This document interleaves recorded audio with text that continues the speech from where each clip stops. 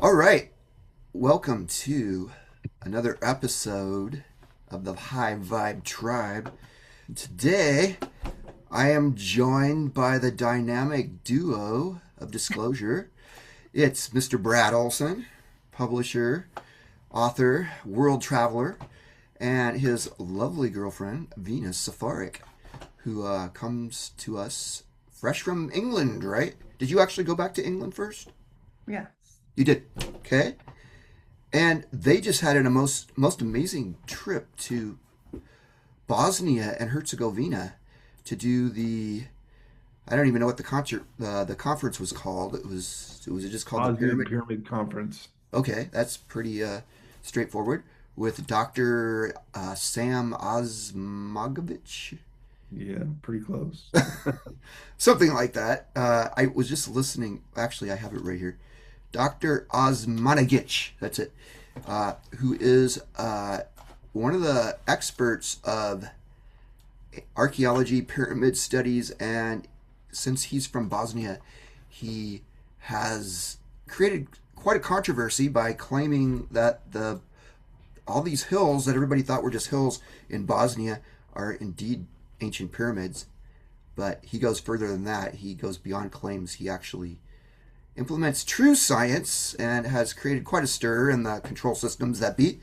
But anyway, Brad and Venus are here to tell us about their journey to Bosnia, about the pyramids, and anything else they wish to chat about in this broadcast.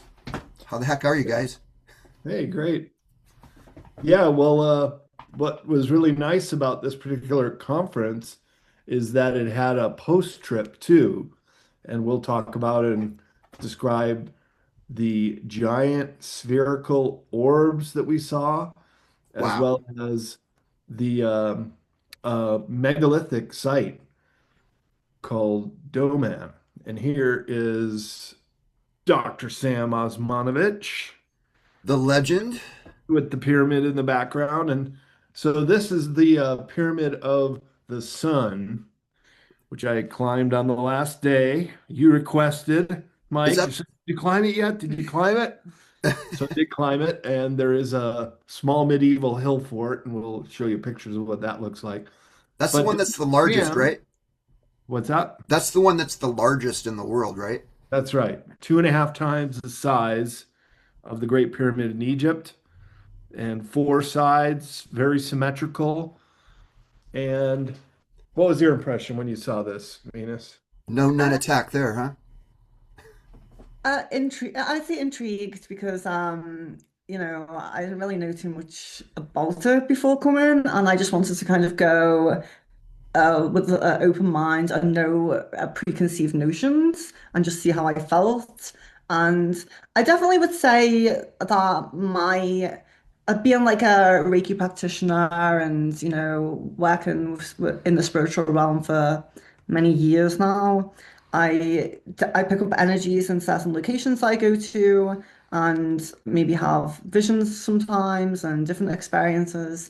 And I would definitely say that my main uh, feelings and experiences on this trip was definitely linked more to the tunnels and the spheres. In terms of the pyramids, it does intrigue me, and I do feel that, like he showed that, I don't know if you have the picture of this, but that energy image with that Yeah. energy camera, and it does show most of the energy is horizontal, and then where the pyramid is, that's not the picture, but where the energy is on this picture, it rises up at the point of the pyramids. So some things he showed us in the talk that he did really intrigued me and really kind of made me think about this pyramid idea. But in terms of how I felt energetically and what I picked up, I didn't really get too much from the pyramids, if I'm honest. But they are really, really interesting. It's really intriguing, and I can definitely see how it doesn't seem like a natural formation, you know? Hmm. And of course, there's more than one. There's a whole series of them. Now he says there's six. Two of them are peaks, but then the other main one is the Pyramid of the Moon, and you can see that here, as well as the Love pyramid, which is kind of connected to the Sun Pyramid. And then there's another one called Dragon and Mother Earth, as well as a tumulus, which he thinks might be an old tomb that we went to as well. But really, the Pyramid of the Sun, and I'll just play the video while this goes. We don't have to hear, I'll narrate over it. But basically, they did some excavation on the slopes of the Pyramid of the Sun, and what you get is these almost a meter thick uh, cement slabs that they got to under the soil. And what really intrigued me, Mike, and this is why I think this could be a real authentic pyramid, is not only the position of them at a 45-degree angle, the slope of the pyramid, but also at the underneath it was also soil. So it looks like they took a originally pyramid shaped mountain, sculpted it, and then poured this conglomerate concrete, Dr. Sam called it, on top. And there were several locations like this that we went to, and they were all at the same angle, and they were all basically of this conglomerate cement. And I don't even know if you remember, but we went with Dr. Sam after we went to this first location that just overlooks it. And we're together with Venus's mom and Dr. Sam. And when we pulled up, there was some of this rock conglomerate cement formation at a 45-degree angle that was exposed. And then we hiked up to the several locations where they did the excavation and found that it was the same degree slope, it was the same conglomerate concrete, and they're not allowed to dig anymore because there is that medieval fort on the hill. So the land is owned by the Bosnian government, and they basically tell them you can't excavate anymore. Yeah, I've listened to Dr. Sam's explanations on these things, and he says that the type of concrete that they used is of a grade that we are unable to attain in the modern era. Yes, yeah. Even the most sophisticated concrete structures in like Dubai haven't been able to replicate the structure and bonding. I forget the terminology, but it's fascinating. This is Dr. Sam giving a talk up there on another location with a larger intact slab. And yeah, it's very, very rugged. What occurred to me is this pyramid is so big. The Pyramid of the Sun is 2.5 times the size of the Great Pyramid of Egypt, which I also had the opportunity to see. But just the sheer amount of this conglomerate cement that must have gone into the making of this pyramid, assuming that it is on all four sides and covers the whole thing, is just incredible. I mean, it's an engineering feat right up there with the Great Pyramid, if this checks out. And it is, he shows images of what it would look like without all the soil and trees if they were able to excavate the whole thing. And They've it's done the LiDAR, right? The yeah, LiDAR. LiDAR as well. Yeah, I got a LiDAR picture too. And didn't you go into some tunnels? I was under the assumption that there We were did. tunnels. So why would there be tunnels if it's not a pyramid? Well, the tunnel location is a place that is not quite under the pyramid, Ah, although they said they've Yeah. detected, So the idea is that the tunnels would go all the way from this location. Is it Ravine Park? yeah, Ravine Park. Ravine Park. That the tunnels would go all the way from this location to the pyramids. And then, yeah, he kind of says the same thing as you say, if they go all the way to the pyramids, then why would that be the case if it was simply just a mountain? So I yeah. do think that's really interesting. And the tunnels were very, very interesting. They have runic symbols in there. They have Wow. various stones that represent things like the heart, Hmm. um, uh, what do you call it? What do you call it? Like splits, cracks on the rocks that reflect water flow Yeah. as well. So they all seem to have like signs and symbols of which way to go or if there's water flowing here. And it's just really, really interesting. The tunnels are so, so interesting. And I put my hand over some of the stones in the tunnels as well. And I have a very similar feeling to when I give Reiki when I was in there. Yeah. The tunnels, I don't know, it just feels so healing. Like Yeah, it you've really is. felt that. And one of the speakers on the last day, he spoke and told us about all the science that went into measuring the negative ions in the tunnel. And it's off the hook high. And as you Yeah. know, negative ions are produced near flowing and smashing water like waterfalls or lightning storms, and it's very good for the body. And so you feel that when you're in these tunnels, and a lot of people are going in there and they're saying they had spontaneous healing, and there are these big stones in there, as Venus was describing. Some of them even have some inscriptions on them. They kind of look like Viking runic writing. Yeah. Yes. But then he showed us too, when we did the tour with Dr. Sam, that there's a whole bunch of unexcavated tunnels, and you can kind of see what the volunteers are doing. They're finding this loose gravel and pulling it out, and then the harder surface remains around it. And they just kind of follow where the tunnels lead them. And the Filippo Bondi, who did the scans of the Giza Plateau, did a preliminary scan of the Bosnian Pyramid area, and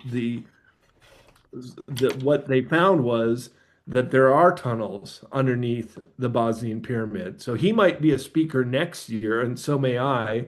And hopefully Venus will come too. And then we're going to do another trip to Croatia and Oh, elsewhere. nice. Part of the trip too, and we'll talk about that in a minute. Looks like you had a good old time just from your Facebook pics. Yeah, we did. Are is there only, as far as they know, only that cluster around Visoko of pyramids and the Balkans in general, or have they spotted other potential candidates that they believe are pyramids in Croatia or in Albania or any place around there? These are the only ones I heard of. Yeah. Okay, and I'm sure he would have mentioned it if they had. I mean, it's highly possible. There could be tons and tons of pyramids that now have natural growth and Yeah. trees and everything over Oh them. yeah, they keep finding them in Russia. They keep finding them in everywhere. Yeah. Yeah, So it's just crazy that like it's happened m many times, but so many people discount Dr. Sam for Hmm. this. Like when there's quite a lot of like evidence suggesting yep. that it is a He Well, pyramid. has a lot of detractors. You know. the But evidence has been he erased. showed So us the trajectory of tourists that are coming there. It started with just 10,000 or so when they opened the Ravine Park where the tunnels are. That's the main tourist attraction. Plus, he bought a bunch of land and put in a stage, and there was free concert there on the weekend of the solstice, which is pretty cool. that'd be pretty cool. But the bulk of their excavation is now just uncovering more tunnels. And they go pretty deep, and they all head towards the Pyramid of the Sun. So the hope is that they keep following these tunnels where they lead. And it's also multi levels. And on the lowest level, they did find a flowing stream, and they bottle the water and they call it pyramid water, and it's for sale. This high negative ion water. Yes, because they don't need to put chlorine or anything on it because Right. it doesn't have any microbes in it. Yeah, it's It's like totally really natural, really pure. sterile water. Nice. Yeah. Yeah, Dr. Sam, I heard him talk about that. He's also an entrepreneur. He funds his own Yeah. expeditions. He totally not government supported in any Yeah, he's way. amazing. And it is amazing. He's a man of many talents. And he was also saying that the water is alive. It's electrical charged for the optimal human healing experience. Oh yeah, And he has a picture of the is it molecular Hmm. structure of it, and it's Yeah. like looks like a star or something. Like it's really in comparison to a picture of like maybe water you would get from your tap in your home or bottled water even. it's like really structured and vibrant and Clustered, yeah. yeah, yeah. Do which you he remember calls dead Dr. water. Emoto? I might have a Yeah, yeah, picture. exactly. It's like that. So when you look at the molecular structure of this water under a microscope, it's perfectly and beautifully like a snowflake you would Wow. see. Yeah. So it has those properties, which is what they also found at all these other healing locations like Lourdes, France, and the Sacred Valley, Vilcabamba in Ecuador, that this water is this clustered water, and the people that drink it live very long or have spontaneous healing. So I think this could be the future frontier of medical help and getting people well. This is the water. Wow. That's like an angelic geometrical shape. Yeah, it's Uh, amazing. so that's like angel water kind of Yeah. heals you so that you're actually like ascension water or something where the frequency of your body is in perfect harmony with the higher planes or whatever, which is which they've obviously been using against us for who knows how Yeah. long. Of course, you've heard of cymatics, Right. which Dr. Emoto and others have popularized, and Dr. Sam talked about that during his talk. So then we started the Bosnian Pyramid Conference, which extended for almost a week. It was really amazing. And Whole he week, spoke right? the first day for about 4 hours, talking about pyramids around the world and all the healing properties and these tunnels that we got to go into on several occasions. And there's areas there for meditation or sitting around these rocks, or people will go in. So it can hold, oh, probably 100 or more people to go in there and just kind of wander around. It's all lit up and stuff. Mhm. But you got to wear a hard hat helmet to go in there. There are some low spots. I had to duck quite a bit. Yeah, I mean, we didn't even get all the way to the end. No, It was so vast. So there's no actual place you can go in the pyramids then. So these no, tunnels not per are se. like the connecting bridges between the pyramids. So Dr. Sam said in his talk that when he first discovered that there were these pyramids in this valley, his next conclusion was there must be tunnels somewhere. So he just started asking around the town, and some kids tipped him off to this ravine where he found the beginning and started getting into the this tunnel system. And then over the years, he's got a team of volunteers that are just coming out wheelbarrow by wheelbarrow. And we saw where the tailing mounds, he's now extending the parking lot and stuff. He's using all the dirt that comes out of there for extending the parking lot area. Nice. And when I didn't tell you this, Venus, but I went back on my last day in Bosnia, and Dr. Sam also owned some apartments there, and we stayed in one of his apartments. But when we were driving up there, there were several tour buses with 50, 60 tourists getting off the bus, going into the Ravine Park. So he's really made a name for himself. And now the numbers are 250,000 people go to Bosnia specifically to this park to see the pyramid and to go into the tunnels. So his trajectory of awareness and people coming here on vacation has really gone up. And he mentioned that, well, look, in Egypt, they get something like 40 million tourists a year. And so Yeah. he projects the growth to be continuing every year. So he single-handedly brought Bosnia into the modern world and shed that image of it's just this war-torn shithole. Yeah. It's like it is anything but. I mean, I know they had their issues in the '90s, and you showed some of that in your photography with the bullets and the buildings still still Oh, yeah. there. Uh, Oh, they're still there, all right. In fact, in Sarajevo, we did a tour one day, and the biggest cathedral in the city, you still see all the shrapnel bullet holes. And they said they're intentionally leaving them there so just people remember the horror of what happened during that war. And I'm also, Sarajevo is very famous for this vehicle. And what assassination took there, Mike? You're a student Fuck. of history. Franz Ferdinand. That's right. So right Oh, here in Sarajevo, the motorcade with Franz Ferdinand, the car he was in, made a wrong turn on this little alley. And one of the assassins who was they set off a bomb and tried to kill Franz Ferdinand earlier, but he stayed in Sarajevo and was still in this car. But it was almost like the JFK assassination where the driver Greer is implicated in slowing the car down for the kill shot. This driver, for some reason, turns into this very narrow alley. And while he's backing up to pull out, the assassin comes running out of a bakery, which is right there, and is now called the Sophie Cafe, named after Franz Ferdinand's wife, Sophie, who was also killed with the child she oh was wow. carrying. And he just shot them at point blank range. And then, of course, that led to the events leading up to World War One.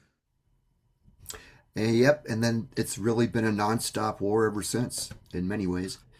Yeah. It wa- And in a roundabout way, it also led to the downfall of the Tsar in Russia because Russia backed the Serbs. And so when the sides were being taken leading up to World War One, eventually the Tsar lost most of his army, and he actually they just surrendered. They didn't never got captured or anything, but the Russians just ran out of resources, and because they were in that weakened state, the Bolsheviks had their revolution in Russia and eventually killed the Tsar and his family. So a wow. lot of events took place from that shooting in Sarajevo. Yeah, there's a lot of history there, and it seems like Bosnia's day in the sun is finally coming, where Yeah, it's kind of emerging from that horrible legacy that it has been part of, including during World War One. Yugoslavia, which found out means the southern provinces of the southern Slavic states. Yugo meaning southern in the Slavic language, Slavia being the Slavic people. So it already was this conjoining of different Slavic people. And so when the war broke out in starting in 1991, after the death of Tito, who was kind of this strong arm dictator that kept Yugoslavia together after World War II, that all these countries started to assert their independence. And even still today, Kosovo, the last one to break off from Serbia, was it is one of the newest countries in the world. So now there's a half a dozen countries that all broke off from the former Yugoslavia, which of course they call the Balkanization of a country that breaks off into many different parts. And at one time, Yugoslavia was one of the wealthiest Eastern Bloc country. Now they weren't part of the Soviet Union. It's kind of like Latvia and Poland and Lithuania. They were still their own country, but they were under communism. So was Yugoslavia. So when it broke off, Serbia tried to maintain assertion over the other provinces, but one by one they started to declare their independence. And it was the Serbians that were largely the aggressor during that civil war that lasted until 1994. And there were signs all over Sarajevo that said a city that was under siege for 1,450 days. That's about 3.5 years. Yikes! And the other infamous location we visited was the so-called Sniper Alley, which was where the Serbs, Sarajevo is a city in a long valley and very tall mountains all around it. So the Serbs had established a high ground, but the people kept resisting. They wouldn't surrender. And the Serbs were just picking them off, just in this sniper alley. And I don't think I told you this either, but we did a podcast in Croatia and the hosts are one of the biggest podcaster in the Balkan region. They said that just recently it's come out that big game hunters paid the Serbs to go and kill people. Oh my God. Like, that's how nasty this war got. And then my dive master, I did a couple scuba dives one day. He was part of the war, and he said that the Mujahideen was called in, and they're really ruthless fighters too. They're the beheaders and all this other stuff on behalf of the Muslims in Bosnia. And Bosnia to this day is 55% Muslim, 45% Christian, and then or 42%, and then 3% other like Jewish. So it is a big melting pot, and it was really the Muslim breakaway people that set off the Serbs, and that's what the ethnic cleansing was all about. And we saw there was a genocide museum and memorials to was it Srebrenica, the town where a full genocide, they just lined them up and shot them dead, of mostly Muslims. I mean, it was just a brutal war, and that it happened in the early 1990s. It's still a living memory for all the adults. So everybody had a story to tell how they either hid out, and this couple that interviewed us in Croatia, they met in an ashram because the guy didn't want to get drafted in the war, and they were just conscientious objectors anyways. The dive master, he was a special ops guy that captured a Serbian officer, in a very dramatic way. And everybody's got a story to tell. And each side has a justification for what they did. For example, we Of also course. went to the Mostar Bridge, which I know you're aware of, this beautiful bridge in Bosnia, one of the most famous stone bridges in the world. It's a UNESCO site, isn't it? It is all a UNESCO World Heritage Site. And because Ah, they were nice. using it during the war to transport arms, material, and troops, the Croatians, who were largely on their side, but also fighting the Serbs, they kept telling them, don't do that anymore. We're going to bomb the bridge. And they did bomb it. This is They did. to rebuild it. I Yeah. remember this in the 90s. I'm old enough, so are you. Yeah. I remember when that bridge got bombed and it was like, "Oh my God.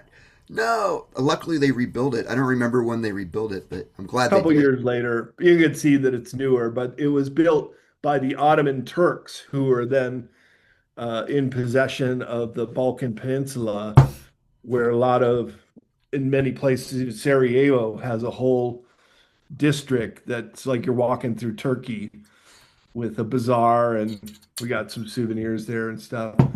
But Sarajevo is also very European on one side. And we got a tour guide was taking us through. He says, "Look at this line. It's like the dividing section in Sarajevo." He said, "Look down that way. It looks just like Vienna, Austria, the Habsburgs." It's Which like, one wow, does? yeah, it does. And then you go, look this way, and it looks like you're in a bazaar in Turkey. I mean, it's And just we're so dramatic and such a Mostar? You're talking about Mostar, right? no, this is in Sarajevo. Oh, But Sarajevo. Mostar is Yeah, a and you're different right. It town. was occupied by the Habsburg Empire Oh and the yeah. Ottomans Yep. and pretty much everybody who's gone through there, I believe. And the Nazis, and And before the that, Nazis, the can't forget Romans, and them. before that, the Iliads. And then, so the other cool thing, as I mentioned on this trip, was we did several days going to ancient sites in Bosnia. And one of them was the spheres. Do you want to talk about that a little bit? Where's that located? Northern Bosnia. So you really did a complete Bosnia tour. We did. Yeah, that was Is it really like up there by Banja Luka, that far north, or? I don't remember what town it was near, but it was pretty rural out in the countryside.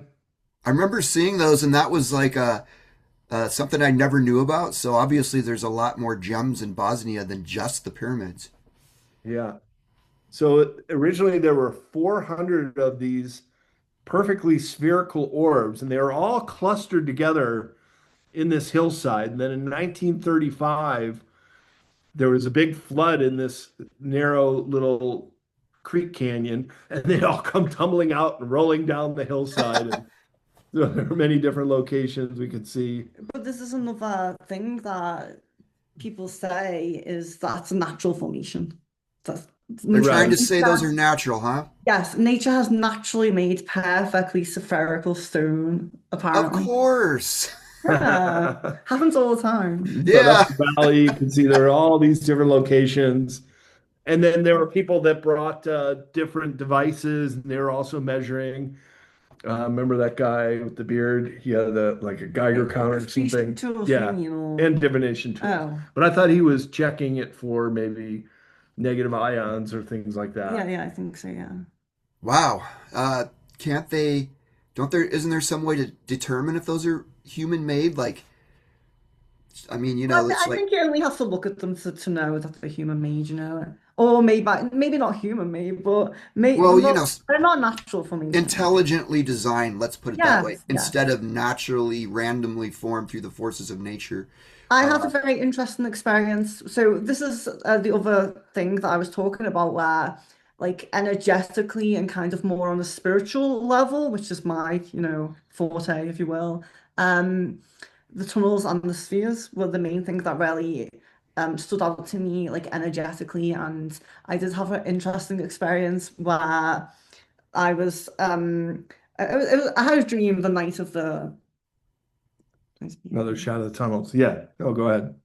So I had a dream the night of the after we visited the spheres, and all the spheres were like kind of laid out, and they were in triangle formations, and they were spin like in different directions. So each one at each point of the triangle would spin at a different direction, and there was water as well, and it created a portal that was kind of interdimensional.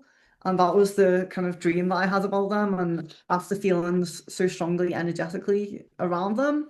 And I do feel that there's a spiritual link with the tunnel and the spheres. With the tunnel, I do feel it's more in like the healing realm, but the spheres, I do think there's some link, like interdimensional or something like that, because it's the energy you feel when you're there, but also that dream that I had as well.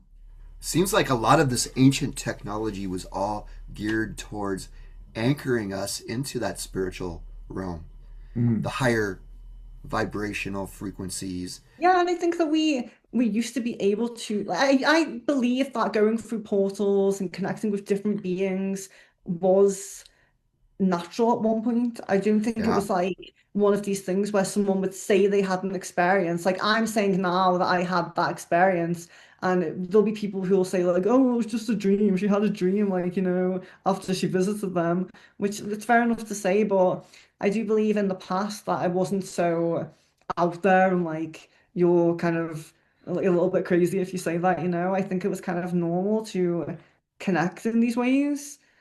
I've And often wondered if pyramids were portals.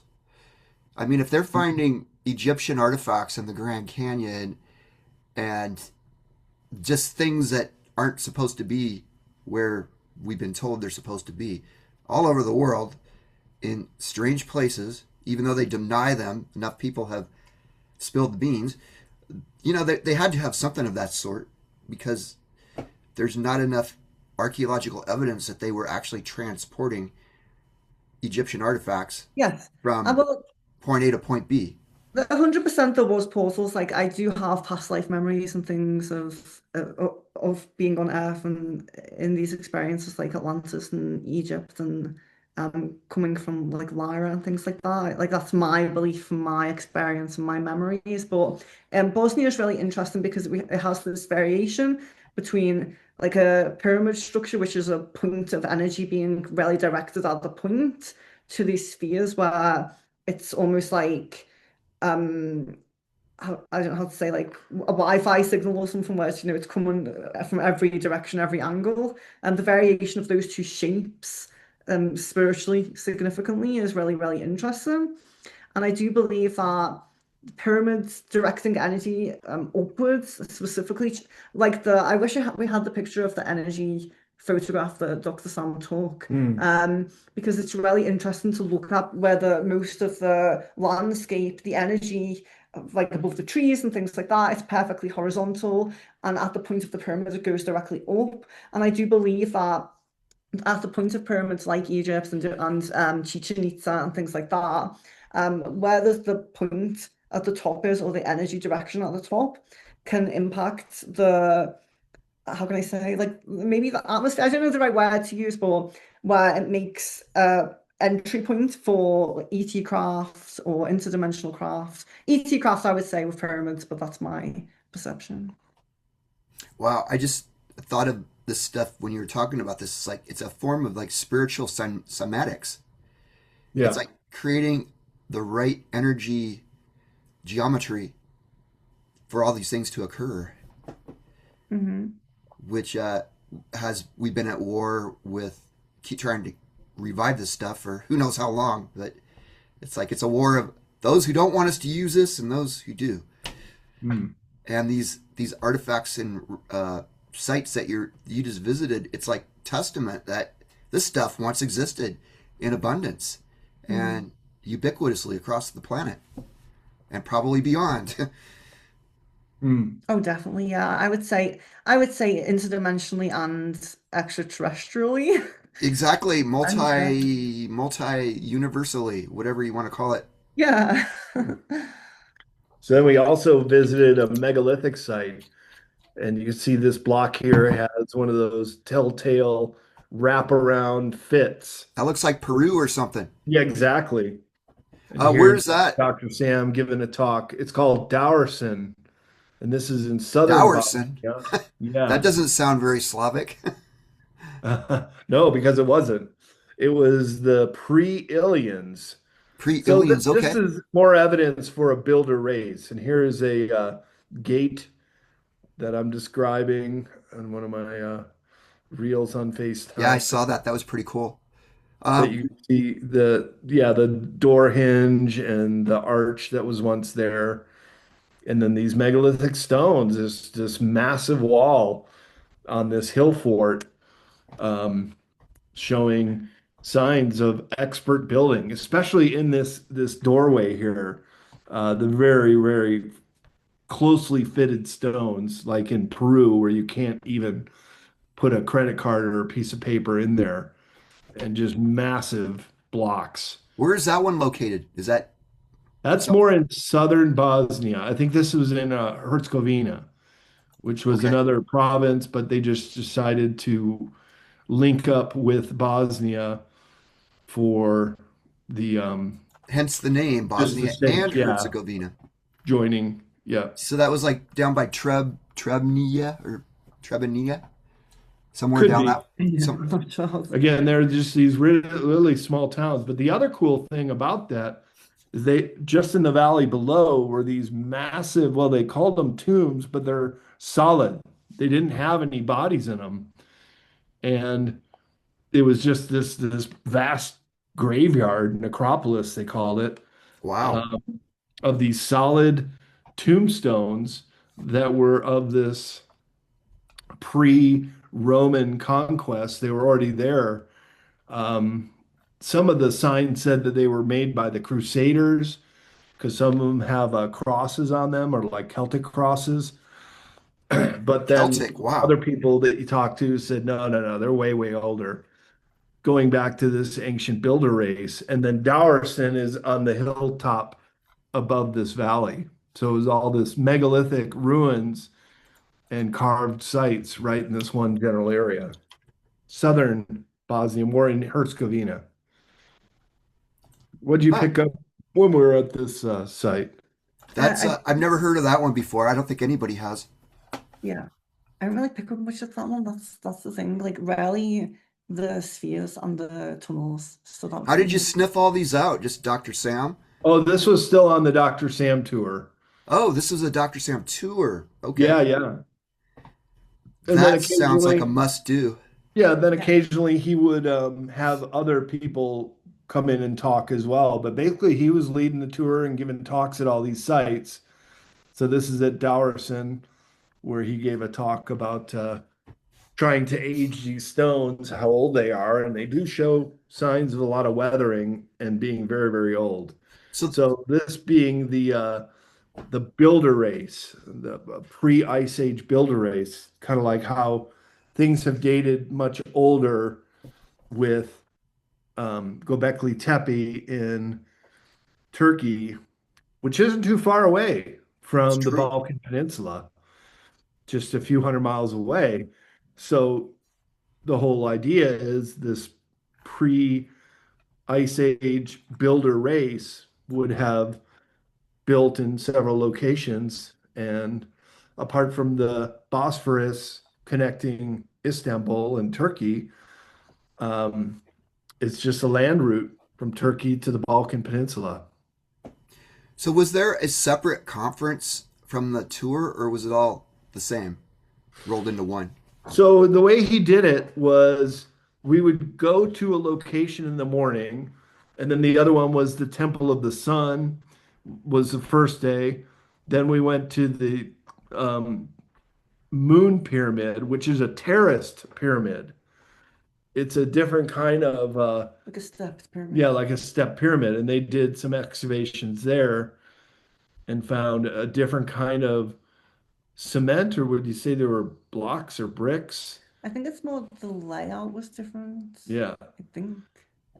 Um, Well, oh it yeah, was it it was was less built cement, different. like yeah, it was less cement, like if I remember correctly. Wasn't Yeah, it? this one. Tunnel, there's your mom. Pyramids of the world. You've gone too far. Shot up buildings. No, I didn't. Here. Yes, that's it. So this is just me doing my video of one of the terraces. So it had many terraces, um, and these, I guess we could call them bricks, laid out. There's the other pyramids in this valley. It's also called the Visoko Valley of Pyramids. And these are the two most prominent ones, which have pyramidal shapes. But the Pyramid of the Moon is very much a terraced pyramid. Hmm. Yeah. And then you can see some of the rock behind me where they found uh, different layers, levels that we went to, a couple different levels.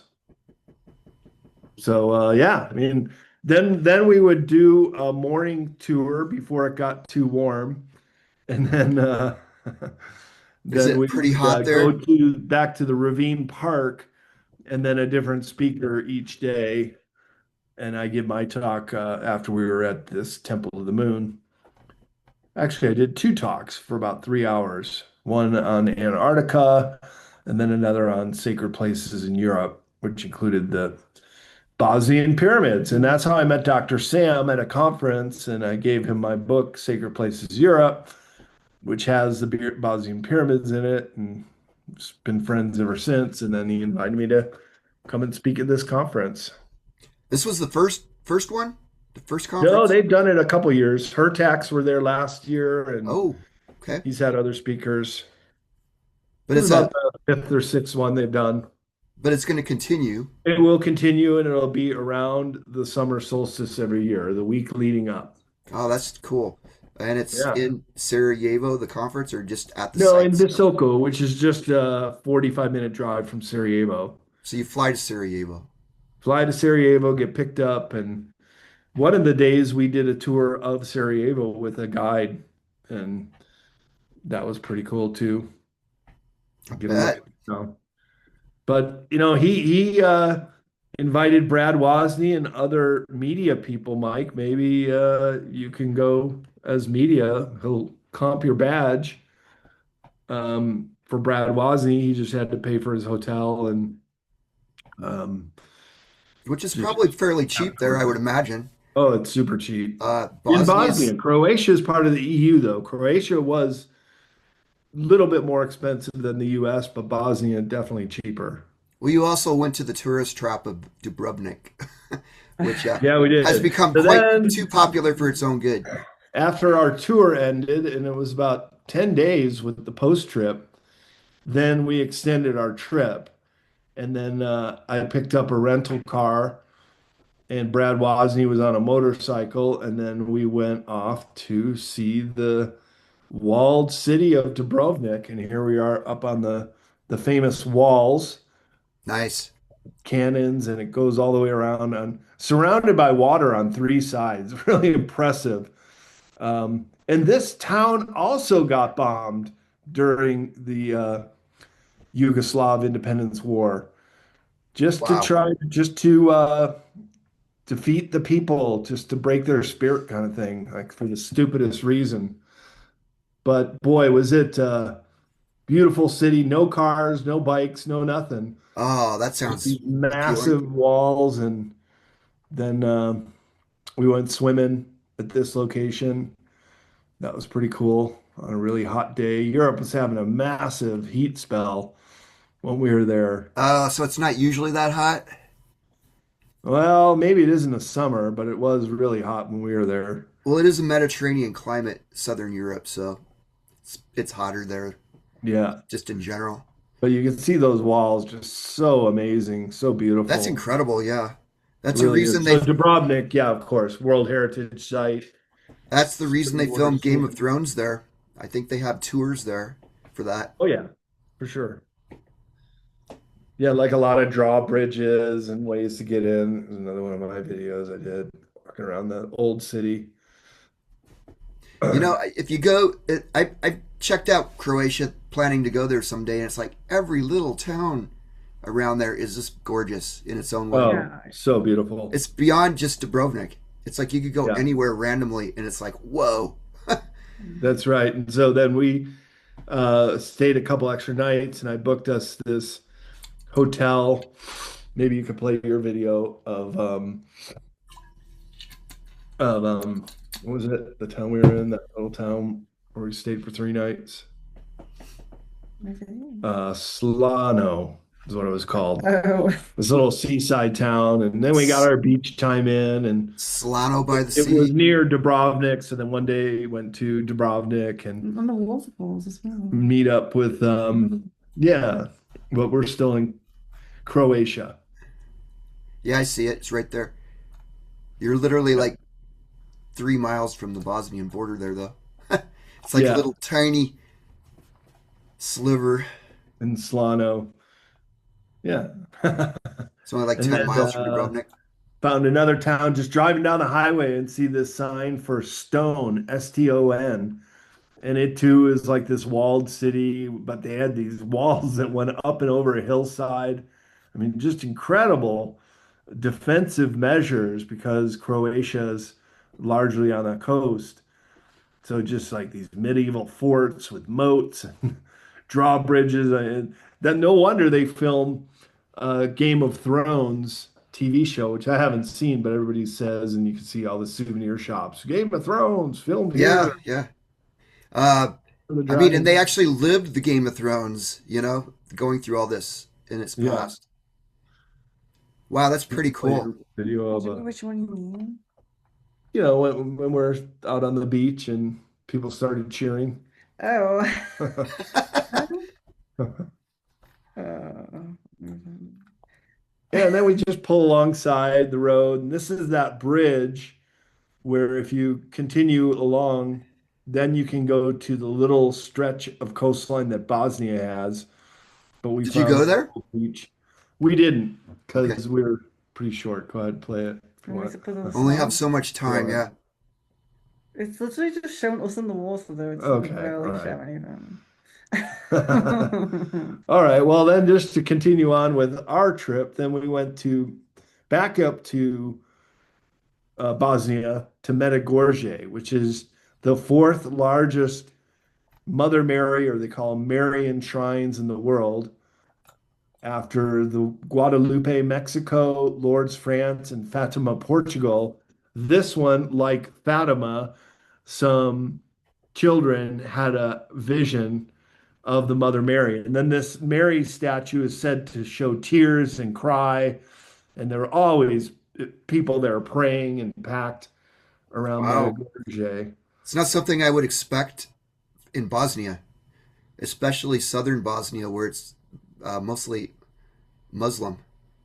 And that's the area where they saw the Yeah, there's apparitions. the apparition is has a So huge cross on it. that's the area where they saw them. That was the point. Saw the apparition of Mary, and some of those kids, unlike Fatima, they're still alive. Oh, And wow. Fatima occurred over 100 years ago, so they've all passed away. And then the crowning jewel on our trip was these incredible waterfalls. And you see pictures of them all over Croatia and Bosnia for Where was tourists that to go exactly? there. I thought it was this. You went up to northern Croatia to the Police National Park that looks sort of like that. But I was thinking, God, that's a long ways away. I don't think you went that far up. Where is that No, it's in exactly? Bosnia, and it's very close to Medjugorje, so we just did Oh, it okay. there one day. Nice. And then uh, Venus had to fly out of Sarajevo the next day, and I drove her up, and then I drove around back down into Croatia to meet Brad Wozni, and then he and I went scuba diving one day, and then explored around Split, and that's a pretty cool city too. You have the Diocletian Palace there.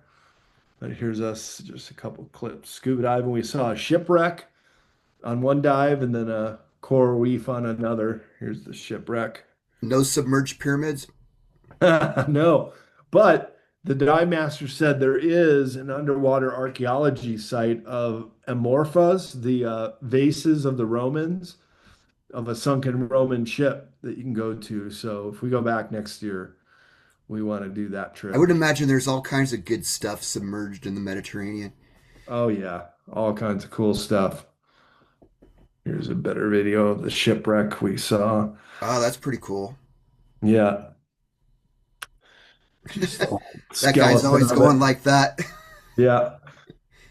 And then it was my last day and just exploring around Split and going to the Diocletian Palace. That's a reconstruction of it, but it is one of the best preserved Roman palaces for a Caesar that's there.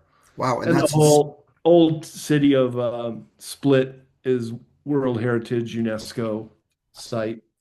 yeah, Split is one So of the more just famous ones.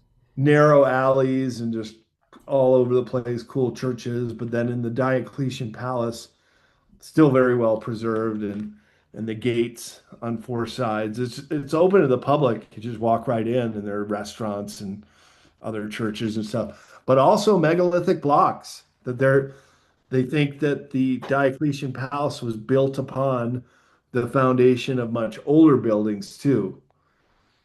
So we got a chance to see that. And then Are are finally, the all, very last thing is Brad Wozni set up a podcast interview, and it was right across from Salona, this Roman city, which also had megalithic blocks older than the Romans. So again, this whole area shows signs that it was once part of this ancient builder race.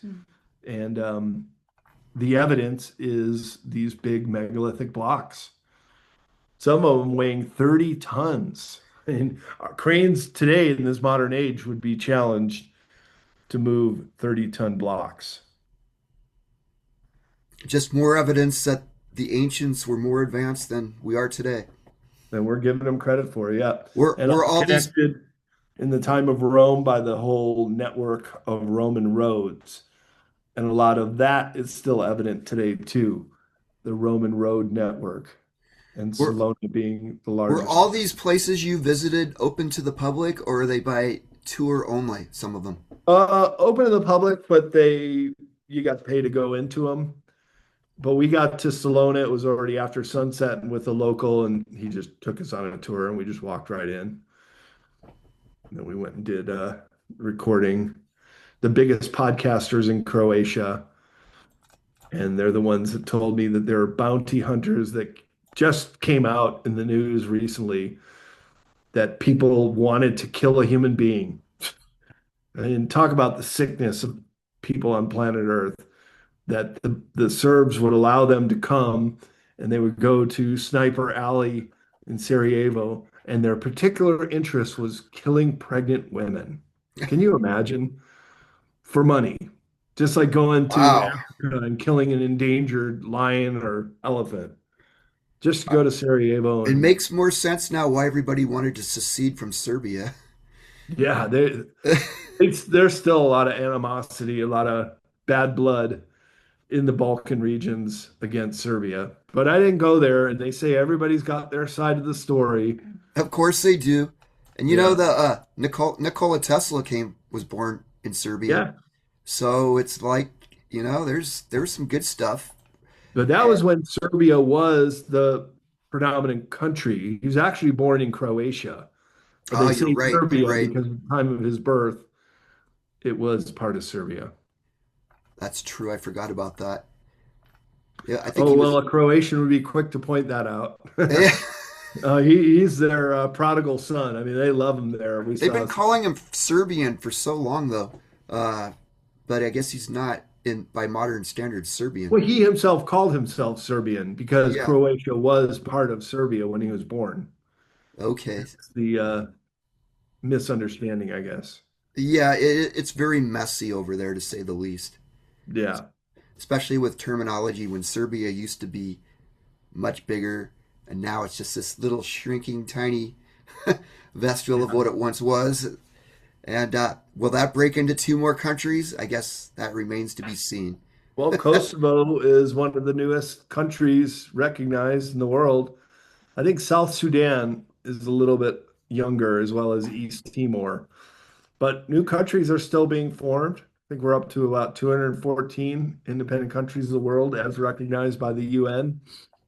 Kosovo is probably 210 on the new Yeah, scale. I'm sure more will emerge as the empires of today continue to crumble under their own mismanagement. Yeah.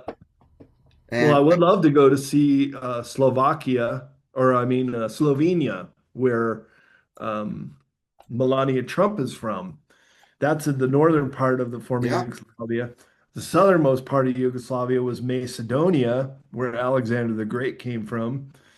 And then there is right along the coast another breakaway, and that's just above Albania. And that one too is oh, Montenegro.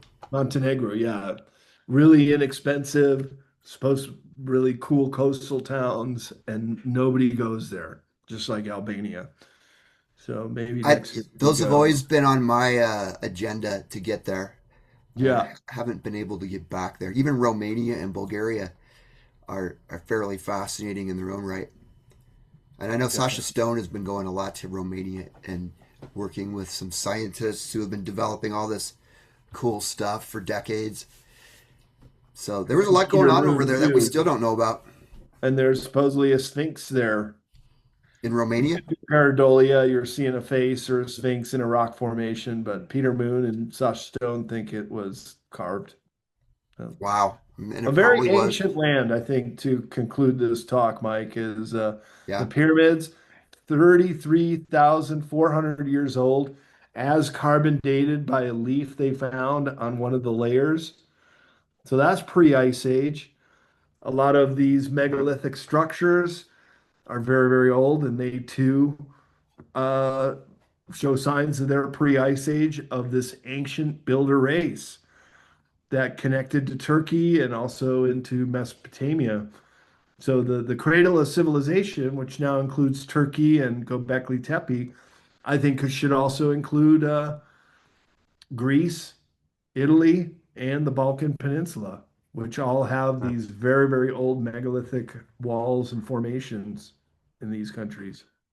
it's a very interesting time we live in. We're literally having an archaeological renaissance It where really where, is. where we're rediscovering all these wonders of the lost world that we've always been told there's like seven wonders of the world. It's more like 7,000. Yeah. Yeah, yeah, I mean, absolutely. and probably more, of course, but it's just like every year somebody's discovering something somewhere. And I think everybody's probably heard of the Bosnian pyramids at this point, at least heard it in name. But this is a really fascinating discussion with somebody who actually just went there. And I look forward to going there someday, hopefully sooner than later. And I would love to see, of course, Dr. Sam in action. He's a fascinating guy. He knows this stuff inside and out. Yeah. So, well, great. Thank you guys for joining me today and telling me about your experience. That was most interesting. Oh, we're happy to do it. And be sure to send me the link because a lot of people were asking me about the trip, and I was telling them I'd do this Yeah, interview and I'll send it to them so I don't have to repeat myself. I'm like, everybody's talked to you about Antarctica at this point. So I'm like, I want to hear Yeah, about yeah. Bosnia. New material. New material. Okay, well, thanks a lot, guys, and I'll see you soon at your coming birthday bash. And All right. thank you for convening with the tribe today. We'll see you on the next episode. Bye. Bye. Love, lights, and blessings.